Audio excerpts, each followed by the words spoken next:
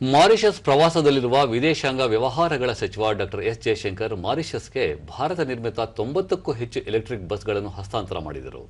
ಉಭಯ ದೇಶಗಳ ನಡುವೆ ಹಸಿರು ವಾತಾವರಣ ಸೃಷ್ಟಿಸುವ ಪಾಲುದಾರಿಕೆಯ ಬಲವರ್ಧನೆ ಮತ್ತು ಭಾರತ ಕೈಗೊಂಡಿರುವ ಸುಸ್ಥಿರ ಸಾರಿಗೆಗೆ ಪೂರಕವಾಗಿ ಈ ಬಸ್ಗಳನ್ನು ನೀಡಲಾಗಿದೆ.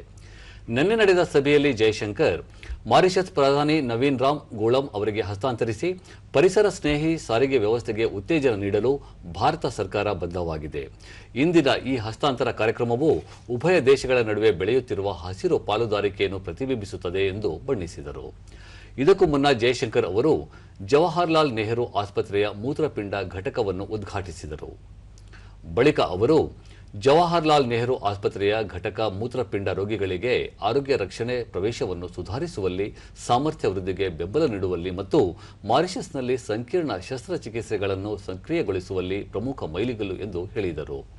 ಭಾರತ ನೆರೆಹೊರೆ ಮೊದಲು ನೀತಿ ಮತ್ತು ಆರೋಗ್ಯ ಪಾಲುದಾರಿಕೆಯನ್ನು ಎತ್ತಿ ತೋರಿಸುತ್ತದೆ. ಮಾರಿಷಸ್ ಜನರ ಯೋಗಕ್ಷೇಮಕ್ಕೆ ಭಾರತದ ಶಾಶ್ವತ ಬದ್ಧತೆಗೆ ಇದು ಸಾಕ್ಷಿಯಾಗಿದೆ.